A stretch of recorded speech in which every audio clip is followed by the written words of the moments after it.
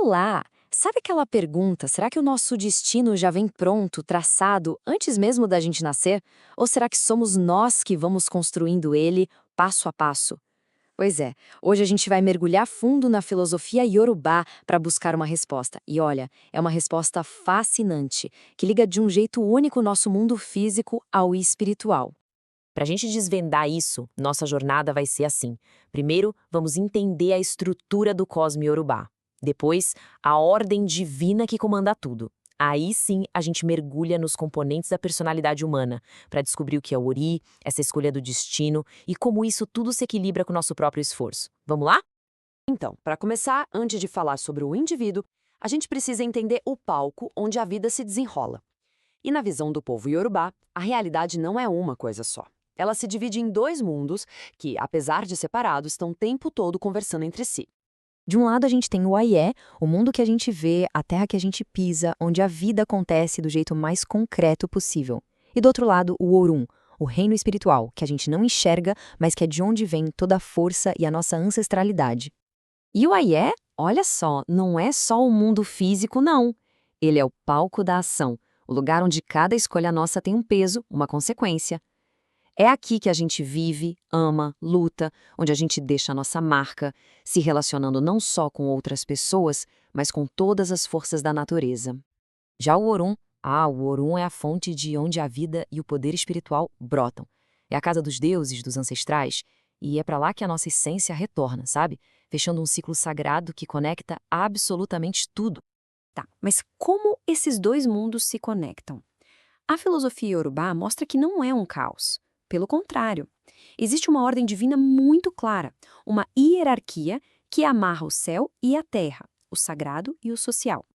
E o que é mais fascinante aqui é ver como essa ordem é como um espelho, sabe? Lá no topo do Orum está Olodumare, o Deus Supremo, e aqui embaixo, no Aie, quem a gente encontra? O Obá, o Rei. É como se a autoridade fluísse do divino direto para o humano, mostrando que cada líder aqui na Terra, no fundo, é um reflexo de uma força espiritual muito maior. E quem faz a ponte entre esses mundos são os orixás. Eles não são deuses distantes, de jeito nenhum. São as forças divinas que cuidam de tudo, desde Orixalá, que nos molda do barro, até Exu, o mensageiro que garante que as nossas preces, os nossos sacrifícios, cheguem lá onde precisam chegar. Bom, assim como o universo tem essa estrutura toda, nós também temos a nossa.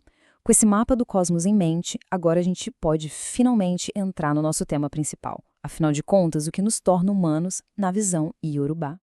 A personalidade humana, para essa filosofia, é uma mistura incrível de matéria e espírito.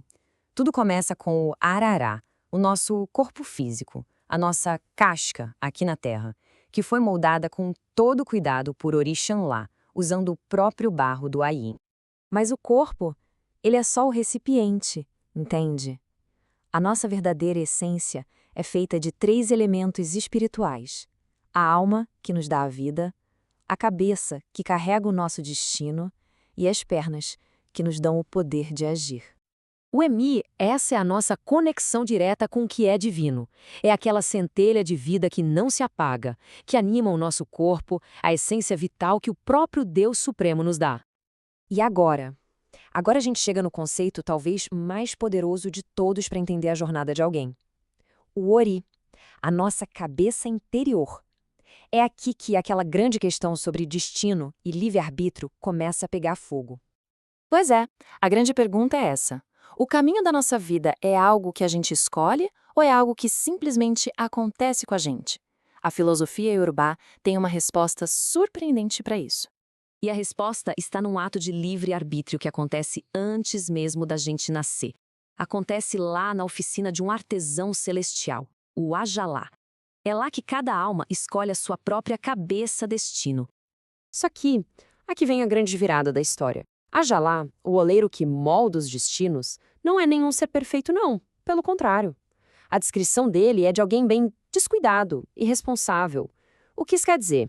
Que a prateleira de destinos que ele oferece está cheia de opções, digamos, frágeis, mal acabadas, cheias de problemas. Isso transforma o nosso primeiro ato de liberdade numa espécie de loteria perigosa. Sem ter a sabedoria para escolher direito, a maioria das almas acaba pegando para si, sem nem saber, um destino cheio de dificuldades. Isso ajuda a entender por que a vida tantas vezes parece ser tão difícil, né? E para a gente ter uma ideia do poder do Ori, esse provérbio sagrado de Fá diz tudo. Nem mesmo os orixás podem interferir ou dar uma bênção a alguém se o Ori dessa pessoa, o destino que ela mesma escolheu, não permitir.